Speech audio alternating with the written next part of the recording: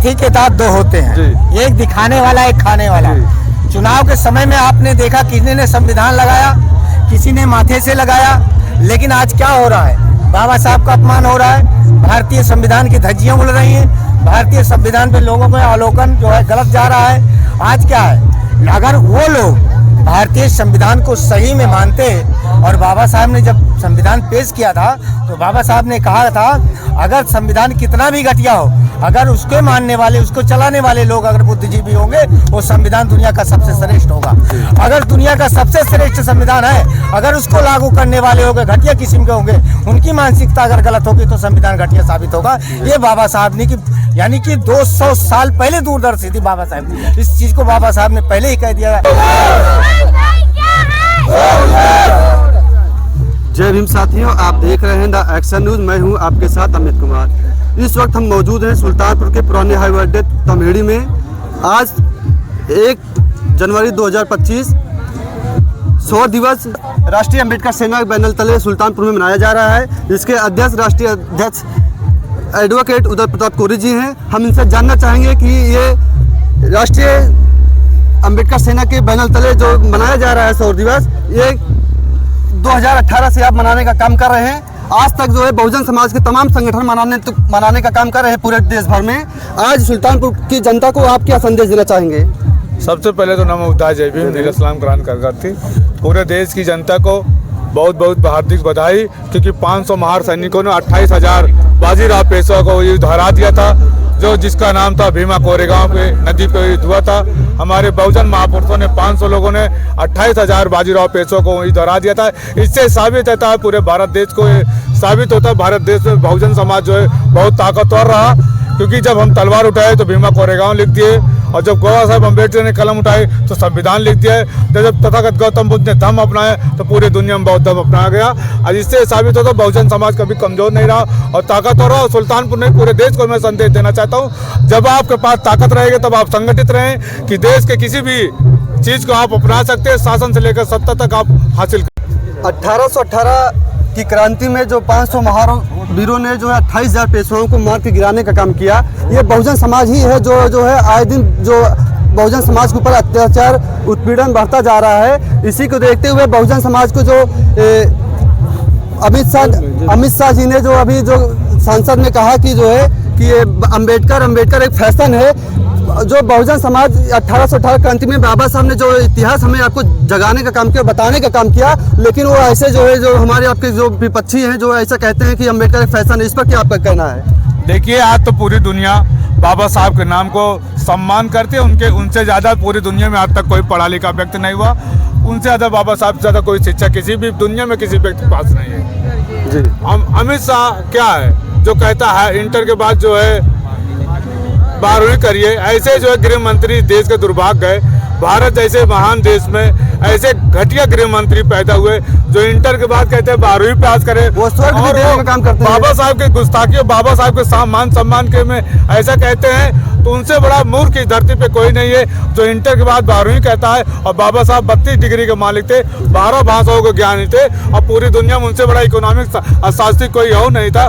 भारत रत्न जो बहुत सत्य बाबा अम्बेडकर, कोलंबिया यूनिवर्सिटी में पहला स्थान है आज भी।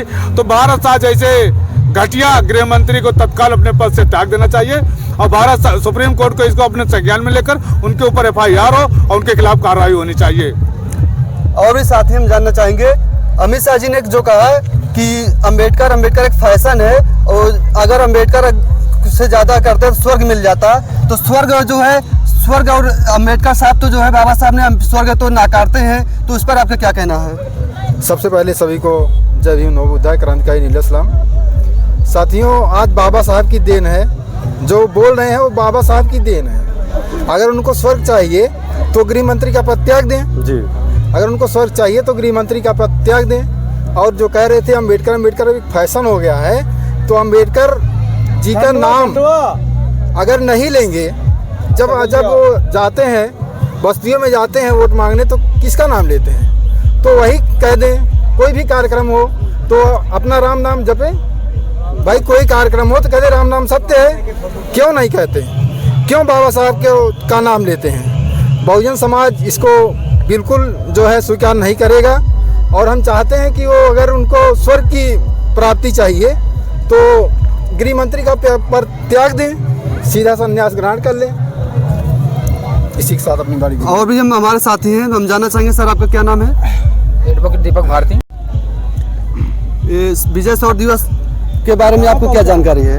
विजय शौर्य दिवस जो 500 महार मिल के 1800 पेशवाओं को मार के गिराया था जी, ये हमारे वीर महापुरुष थे जी जी। और भी हमारे साथी हैं, जागरूक साथी हैं, सम्मानित साथी हैं, हम उनसे भी जानना चाहेंगे। सर सबसे पहले आपको जय भीम। जय भीम, नमो बुद्धाय। सर आपका शुभ नेम? सतीश कुमार कमल, कानपुर से कबीर जन संदेश पत्रिका है उसके मैं संस्थापक। आप कानपुर से हैं? कानपुर से हैं। कानपुर के प्रॉपर रहने वाले हैं आप? हाँ, कानपुर देहात से हैं। तो हमारे बीच में कानपुर से चल करके सुल्तानपुर की धरती पर आए हैं विजय शौर्य यात्रा में। तो क्या आपके कानपुर में विजय शौर्य यात्रा मनाई नहीं जाती? नहीं बनाई जाती है, तो आप यहाँ भाई साहब ने आमंत्रित अच्छा किया। आमंत्रित किए हैं। तो विजय शौर्य यात्रा के बारे में आपको क्या कहना चाहेंगे देशवासियों को? देशवासियों को यही कहना चाहेंगे कि भीमा कोरे गांव से जो 500 महारों ने 28,000 सैनिकों को मार गिराया था, उससे एक प्रेरणा लेकर अपने आप को हीन भावना से न देखें और अपने आप में एक शक्ति या ऊर्जा पैदा करें, यही कहना चाहिए। सर आपका शुभ नाम? सर्वेश कुमार बौद्ध, कानपुर से हैं जी। ये विजय शौर्य यात्रा आज सुल्तानपुर राष्ट्रीय अम्बेडकर सेना के बैनर तले मनाया जा रहा है। आप यहाँ पहली बार उपस्थित हुए हैं? जी सर, जी सर। तो आपको यहाँ आकर के कैसे लग रहा है? अम्बेडकर सेना का ये जो कार्यक्रम अम्बेडकर सेना द्वारा जो आयोजित किया गया है, बहुत ही भव्य तरीके का और बहुत ही सुंदर तरीके से आयोजित किया गया है। और यहाँ आकर के मुझे लगता है कि हमारी विचारधारा बहुत तेज़ी के साथ फैल रही है और हम चाहेंगे कि सभी अम्बेडकर विचारधारा वाले व्यक्तियों को कि ये कार्यक्रम कहीं भी अगर जुड़े तो हमें किसी प्रकार से सूचना अगर मिले तो हमें वहाँ पहुँचना चाहिए और कार्यक्रम की शोभा बढ़ानी चाहिए। मैं अपने अम्बेडकर विचारधारा के भाइयों से एक ही अपील करना चाहता हूँ कि हमें सूचना के माध्यम से, किसी प्रकार के माध्यम से अगर सूचना या जानकारी मुझे मिलती है तो हमें उस कार्यक्रम को सेलिब्रेट करना चाहिए और कार्यक्रम की शोभा बढ़ानी चाहिए। धन्यवाद। जय भीम, नमो बुद्धाय, जय संविधान। सर सबसे पहले आपका नाम? मेरा नाम नंदलाल बौद्ध है, मैं जनपद सुल्तानपुर का ही रहने वाला हूँ और मैं एक सामाजिक चिंतक हूँ जी। तो सर आप एक सामाजिक चिंतक हैं, तो जो बहुजन समाज एक टुकड़ों में बटा हुआ है, तमाम संगठन बने हुए, बाबा साहब ने कहा था शिक्षित करो, संगठित रहो, संघर्ष करो। हमको लगता है बहुजन समाज शिक्षित तो हो रहा है, लगभग हुआ भी है, संघर्ष भी कर रहा है बहुजन समाज, लेकिन संगठित नहीं है। इस पर आपका क्या कहना है? देखिए सर, मैं आपके चैनल के माध्यम से लोगों को बताना चाहता हूँ, बाबा साहब और बुद्ध से लेकर सबने शिक्षा पे बात की है जी। और जिसने बाबा साहब अम्बेडकर को वास्तव में पढ़ा है जी, जिसने बाबा साहब अम्बेडकर की जीवनी को जी, अपने जीवन में पढ़ा और उस पर काम किया, वो किसी संगठन में बंटने का काम नहीं करने देगा।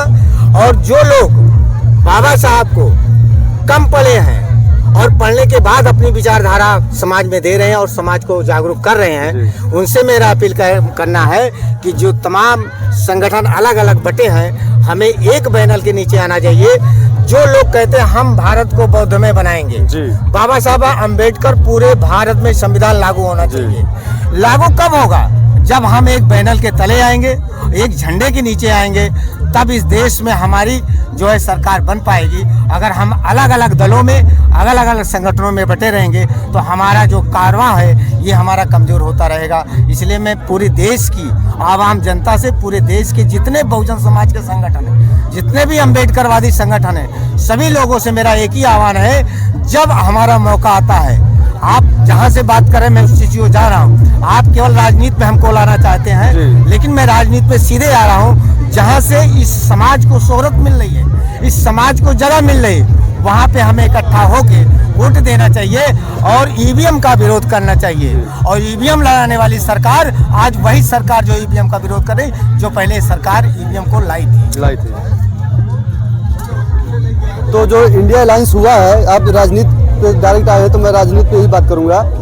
जो इंडिया अलायंस हुआ है उसमें जो तब पार्टियां शामिल हुई हैं, उन्होंने ईवीएम का विरोध तो कर रही हैं, लेकिन ईवीएम विपक्ष में बैठी हुई हैं, लेकिन ईवीएम को ये हटाया क्यों नहीं जा सकता, इसका क्या मापदंड होगा? देखिए सर, हाथी के दांत दो होते हैं, एक दिखाने वाला एक खाने वाला।